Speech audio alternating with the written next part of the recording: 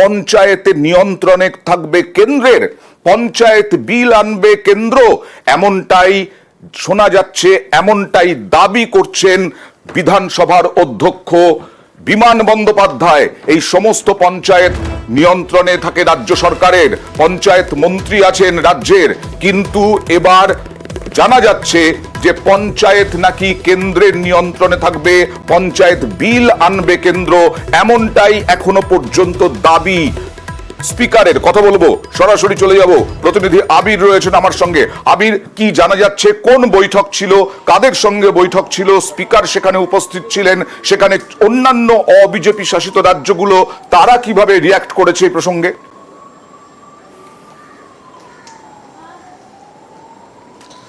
গত সোম এবং মঙ্গলবার দুদিন স্পিকার কনফারেন্স ছিল দিল্লিতে। সেই স্পিকার কনফারেন্সে লোকসভার স্পিকারের তরফ থেকে একটি প্রস্তাবের আনা হয় এবং সেই প্রস্তাবের মূল যে বিষয় ছিল যে পঞ্চায়েতি যে ব্যবস্থা, সেই পঞ্চায়েতি বিষয়ের ক্ষেত্রে আগামী দিনে কেন্দ্র পুরোপুরি হস্তক্ষেপ করতে চায়, প্রস্তাবের আলোচনার জায়গাটি সেটিই ছিল। এক্ষেত্রে দাঁড়িয়ে যারা অবিজেপি শাসিত রাজ্যের যারা অধ্যক্ষ যারা হাজির ছিলেন তারা মনে করছেন যে কোথাও গিয়ে কেন্দ্রীয় সরকার পঞ্চায়েতে রাজ্যের যে ক্ষমতা সেই ক্ষমতা খর্ব করতে চাইছে। রাজ্য যে পঞ্চায়েতের সঙ্গে তাদের যে সম্পর্ক বা সাযুজ্য আছে সেটিকে দূরে সরিয়ে রেখে কেন্দ্র পুরোপুরিভাবে পঞ্চায়েতের অধিকার তারা নিয়ে নিতে চান। এই প্রসঙ্গের কথাই তারা মনে করেন। এই কারণেই হচ্ছে এই রাজ্যের তরফ থেকে বিধানসভার অধ্যক্ষ বিমান বন্দ্যোপাধ্যায় এবং বাকি অবিজেপি শাসিত রাজ্যের যারা অধ্যক্ষরা ছিলেন তারা একযোগে প্রতিবাদ করেন এবং তারা বলেন যে এই ধরনের কোনো সিদ্ধান্ত বা যদি বিলও আনতে হয়, যদি প্রস্তাবও আনতে হয়, তাহলে তার আগে রুল ফ্রেম করতে হয়। যেখানে কোনো রুলই ফ্রেম করা হয়নি তখন কেন এই ধরনের প্রস্তাবের কথা এই ধরনের কনফারেন্সে তোলা হচ্ছে এবং এই নিয়ে আলোচনা করা হবে। আবির, আসবো তোমার কাছে পরবর্তী অংশ নিয়ে, তবে বিমান বন্দ্যোপাধ্যায় কি দাবি করলেন সেটা একবার দেখাবো। আমি গত যে আমাদের অল ইন্ডিয়া স্পিকার্স কনফারেন্সে গেছিলাম, সেখানে লোকসভা স্পিকার এই ধরনের একটা প্রস্তাব এনেছেন যে আমাদের পঞ্চায়েতে যারা রয়েছেন তাদের একটা সেন্ট্রাল একটা অর্গানাইজেশন করতে চান যেটা দিল্লির সঙ্গে সরাসরি যোগাযোগ থাকবে এবং ওরা যে সমস্ত এজেন্ডাগুলো দেবে সেই এজেন্ডা নিয়ে পঞ্চায়েত সেভাবে কাজকর্ম করবে। এটা আমি আপত্তি জানিয়েছি। আমি বলেছি আপনাদের রুলস কোথায় আছে, পঞ্চায়েত অ্যাক্ট আমাদের রয়েছে। উনি কোনো উত্তর দিতে পারেন না। ওদের অনেক মানে হিডেন এজেন্ডা রয়েছে, আস্তে আস্তে প্রকাশ পাচ্ছে। ওরা চাইছে যে আমাদের রাজ্যের ওপর প্রভাব কীভাবে বিস্তার করা যায়, বিভিন্ন রকম যে সমস্ত সংস্থা রয়েছে আমাদের কেন্দ্র সরকার সেইগুলোকে নিজের আওতার মধ্যে নিয়ে যেতে চাইছে। এটা অত্যন্ত দুর্ভাগ্যজনক হবে। এরপরে বলবে যে বিধানসভা আমরা পরিচালনা করব। যে কনসেপ্টটা প্রধানমন্ত্রী চাইছেন, ওয়ান নেশন ওয়ান ভোট, সেটার প্রিলিউড এটা। অলরেডি শোভনদেব চট্টোপাধ্যায় রিয়াকশন দিয়েছেন। শোভনদেব চট্টোপাধ্যায় তৃণমূল নেতা, তিনি বলেছেন গ্রামের মানুষের অধিকার কেড়ে নেওয়ার চেষ্টা। একটা স্বৈরতান্ত্রিক মনোভাব বর্তমান প্রধানমন্ত্রীর মধ্যে আছে এবং তার যে সবচেয়ে বড় প্রতিবাদ যিনি করেছেন তিনি আরএসএস এর প্রধান। পঞ্চায়েত হচ্ছে গণতন্ত্রের শেষ ধাপ। গ্রামের মানুষ পর্যন্ত তার অধিকার এখান থেকে সে প্রয়োগ করে, সেটা পর্যন্ত কেড়ে নেওয়ার চেষ্টা হচ্ছে। আমি মনে করি উনি ব্যর্থ হবেন। তো এরপরে ওনার নিজের দল বা ওনার অ্যালি যারা আছে তারাই বিদ্রোহ করবে, তাদেরই অধিকার চলে যাচ্ছে আস্তে আস্তে মানুষের। পঞ্চায়েত গণতন্ত্রের শেষ ধাপ, বিমান বন্দ্যোপাধ্যায় দাবি করছেন হিডেন এজেন্ডা রয়েছে, এরকম অনেক। আবির, যেটা বলছিলে তুমি, একেবারেই তাই। একটা সময় ছিল যখন আলোচনাতে উঠে আসছিল কোথাও গিয়ে কেন্দ্রীয় সরকার PM to DM -CM করার চেষ্টা করেছিল পঞ্চায়েতি ব্যবস্থার ক্ষেত্রে। এক্ষেত্রে দাঁড়িয়ে রাজ্যকে এড়িয়ে সরাসরি কেন্দ্রের তরফ থেকে যে অর্থ সেটা সরাসরি জেলা শাসকের কাছে পাঠানো এবং তার মধ্যে দিয়ে কাজ করা হবে। যদিও সেই প্রস্তাব গৃহীত হয়নি বা দেশ জুড়ে বিভিন্ন জায়গাতে সেই প্রস্তাব পঞ্চায়েতের ক্ষেত্রে। তুমি সঙ্গে থাকো, একটু কথা বলি CPIM নেতা কেন্দ্রীয় কমিটির সদস্য সুজন চক্রবর্তীর সঙ্গে। সুজন বাবু, পঞ্চায়েত গণতন্ত্রের শেষ ধাপ, সেই পঞ্চায়েত অভিযোগ করছেন বিমান বন্দ্যোপাধ্যায়, দাবি করছেন যে এবার কেন্দ্র নিয়ন্ত্রণ করতে চাইছে কেন্দ্র, এবং কেন্দ্র বিলও আনতে চাইছে। এ নিয়ে অবিজেপি শাসিত সরকারগুলিও সরব হয়েছে অধ্যক্ষ সম্মেলনে। কি বলবেন? এটা বিমানবাবু হয়তো জানেন, এটা সমাজ মাধ্যমে এখনো পর্যন্ত খুব জ্ঞাত নয়।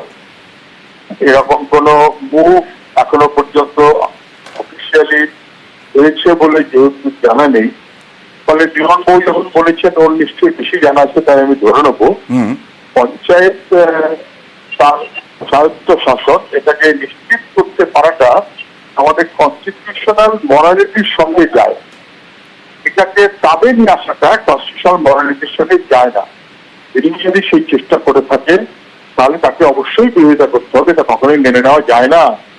দিল্লি কেন, রাজ্যও যদি তাবে নিয়ে আসতে চায়, আমাদের পশ্চিমবাংলায় যেমন পঞ্চায়েত ব্যবস্থাটাকে কার্যত ধ্বংস করে দেওয়া হচ্ছে। পঞ্চায়েতটা যে মনোভাবে করা হয়েছিল ঠিক উল্টো মনোভাবে হেঁটে সরকারি তাবেতে পঞ্চায়েতকে পরিচালনা করার যে চেষ্টাটা হচ্ছে, এটার আমরা যেমন বিরোধিতা করি, দিল্লি যদি একই রকম প্রচেষ্টা বা আরো খারাপ প্রচেষ্টা করে তারপর সমানভাবে বিরোধিতা করতে হবে।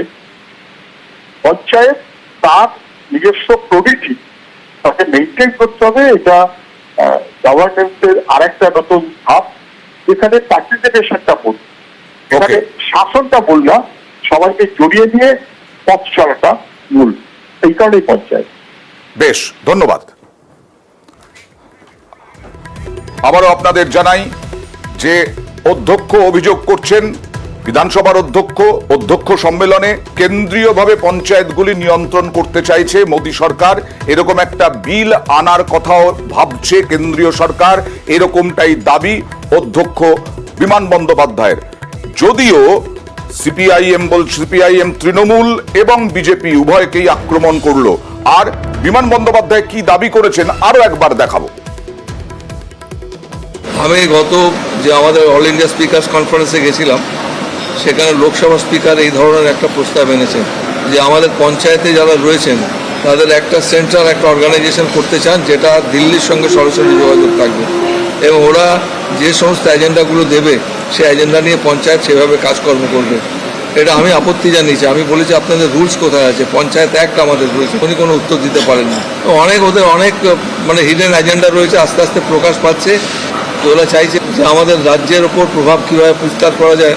বিভিন্ন রকম যে সমস্ত সংস্থা রয়েছে আমাদের কেন্দ্র সরকার সেইগুলোকে নিজের আওতার মধ্যে নিয়ে যেতে চাইছে। এটা অত্যন্ত দুর্ভাগ্যজনক হবে। এরপরে বলবে যে বিধানসভা আমরা পরিচালনা করব। যে কনসেপ্টটা প্রধানমন্ত্রী চাইছেন, ওয়ান নেশন ওয়ান ভোট, সেটারই প্রিলিউড এটা। আরো একটি গুরুত্বপূর্ণ খবর আপনাদের সামনে নিয়ে আসছি। এসএসসির বদলির সিদ্ধান্তই চূড়ান্ত। এসএসসির বদলির সিদ্ধান্ত সুপ্রিম কোর্ট জানিয়ে দিল। কারণ শিক্ষক সংগঠন তারা মামলা করেছিল, দূরে দূরে রাজ্য সরকার তারা পাঠিয়ে দিচ্ছে শিক্ষক শিক্ষিকাদের। সেই মামলায় সুপ্রিম কোর্ট কি জানালো, কি বলল, বিস্তারিত জানবো প্রতিনিধি মৈত্রীর কাছ থেকে। মৈত্রী, শিক্ষক সংগঠন secondary teachers and employees association তারা সুপ্রিম কোর্টে আবেদন করেছিলেন এবং তাদের বক্তব্য ছিল যে 2017 একটি সংশোধনী উল্লেখ করে সেই সংশোধনীকে হাতিয়ার করে এসএসসি তাদের দূর দূরান্তের জেলায় বদলি করছে। আজকে সেই মামলার শুনানি ছিল বিচারপতি জে.কে মাহেশ্বরী এবং বিচারপতি সঞ্জয় কারোলের বেঞ্চে, এবং সেখানেই তাদের এই আবেদনকে খারিজ করে দেয় সর্বোচ্চ আদালতের এই বেঞ্চ। এবং তাদের বক্তব্য যে বদলির ক্ষেত্রে এসএসসি যে সিদ্ধান্ত সেটাই চূড়ান্ত হবে। ওকে,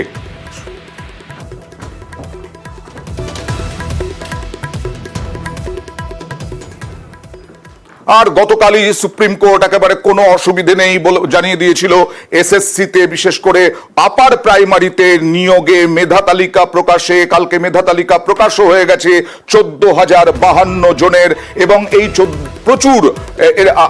প্রচুর মামলা হয়েছে, বিভিন্নভাবে সওয়াল জবাব হয়েছে, কিন্তু 14,000-এর বেশি শূন্য পদে নিয়োগ। গতকালই মেধা তালিকা প্রকাশ করেছে। দু একদিনের মধ্যেই কাউন্সেলিং শুরু হবে। শিক্ষামন্ত্রী ব্রাত্য বসু কি বললেন দেখুন।